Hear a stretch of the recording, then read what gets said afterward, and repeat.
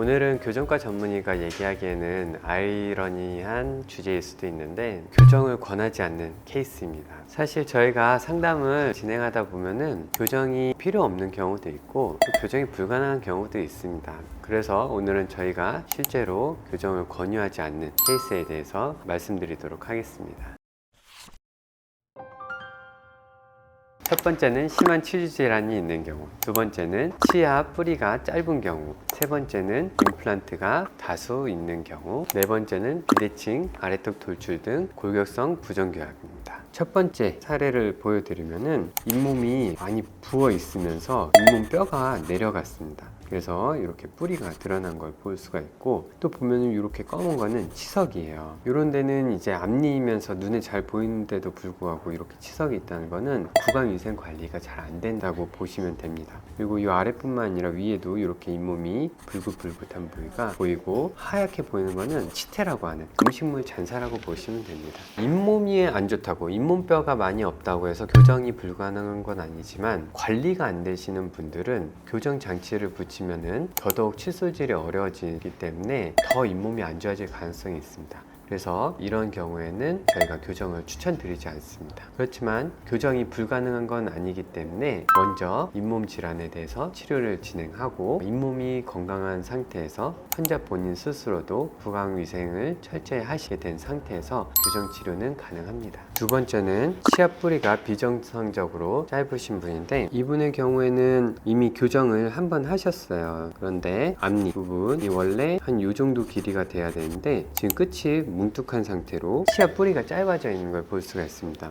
그래서 교정 치료를 하면서 간혹 가다가 치아 뿌리가 비정상적으로 흡수되는 분들이 계신데, 어떤 문제가 있냐면 치아 뿌리를 둘러싸고 있는 뼈 속에 있는 치아 부분과 치아 머리 부분의 비율이 치아 뿌리가 더 길어야 유리한데, 짧아진 상태에서 뿌리가 더 흡수가 되면은 그 비율이 안 되고 결국 흔들리거나 빠질 수가 있습니다. 그렇다고 치아 뿌리가 짧다고 해서 교정 치료가 불가능한 건 아니고, 최대한 장치를 늦게 붙여가지고 치아 뿌리 흡수가 더 일어나게끔 치아 이동량을 좀 줄이고, 주기적으로 엑스레이를 촬영해서 치아 뿌리가 흡수가 되는지 안 되는지를 주기적으로 관찰을 합니다. 그래서 길게는 6개월, 짧게는 2-3개월 단위로 촬영해서 그 부분을 관찰하고, 만약에 이제 치아 뿌리 흡수되는 양상을 보인다 하면은 저희가 그런 부분 최대한 빨리 교정을 마무리할 수 있게끔 진행하고 있습니다. 물론 우리가 이상적인 100점 교정 치료를 목표로 하고 있다고 하면은 100점을 하면 좋긴 하겠지만, 치아 배열은 100점이 됐는데 치아가 흔들려서 빼야 되는 경우가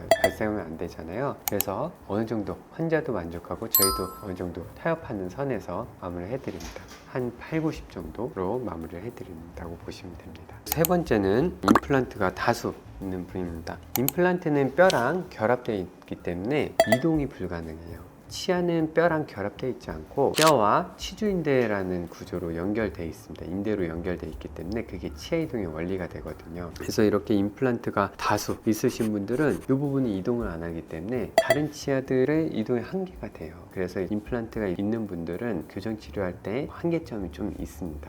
그렇지만 불가능한 건 아니에요. 이것도 마찬가지로 임플란트는 위치는 최대한 유지하고 나머지 치아 배열을 유지하는 경우가 있고, 또 임플란트는 아예 안 건드리고 부분 교정으로 진행하는 경우도 있습니다. 그래도 교정을 좀 더 완벽하게 하고 싶다 하시는 분들은 임플란트 머리를 다시 제작하거나 아니면 제거하는 방향으로도 진행 가능합니다. 그래서 교정 생각이 있으신 분들은 꼭 임플란트 하기 전에 교정을 먼저 상담받고 진행하는 걸 추천드립니다. 그리고 네 번째는 비대칭이나 아래턱이 돌출된 그런 골격적인 부정교합을 개선하고자 하시는 분들인데, 사실 치아 이동만으로는 이런 골격적인 변화가 드라마틱하진 않아요. 그래서 이런 부분을 개선하고자 하면은 수술적인 방법을 병행을 해야 됩니다. 물론 골격적인 비대칭이라든지 아래턱 돌출, 주걱턱 같은 경우에는 교정적으로 어느 정도 충분히 환자분도 만족하고 저희도 만족할 만한 결과를 내는 경우가 있어요. 그런 경우도 있지만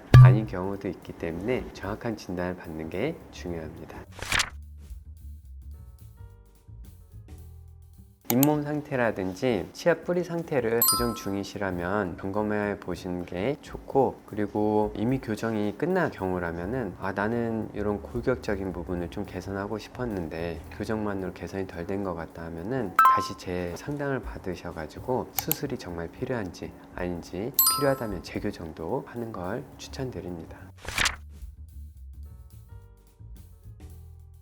일단 교정과 전문의 만나는 걸 추천드립니다. 교정과 전문의가 아님에도 불구하고 교정을 잘 하시는 치과의사 분들도 있을 수 있어요. 그렇지만 확률적으로 교정 잘하는 치과의사를 만나기는 쉽지 않다고 생각합니다. 잘 모르겠다 싶으면은 교정과 전문의를 찾아가시는 게 그나마 교정 잘하는 치과의사를 만날 확률이 높다고 생각합니다. 그리고 정확한 진단에 필요 없는 치료나 불가능한 치료를 잘 설명하고 이건 안 되는 치료다, 하면 안 되는 케이스다 하는 걸 말해주는 치과를 추천드리고, 그리고 어쨌든 교정은 한두 번만에 끝나는 치료가 아니라 1, 2년, 길게는 3년까지 지속적으로 받아야 되는 치료이기 때문에 분당 전문의 선생님이 상주하는 치과를 다니는 걸 추천드립니다.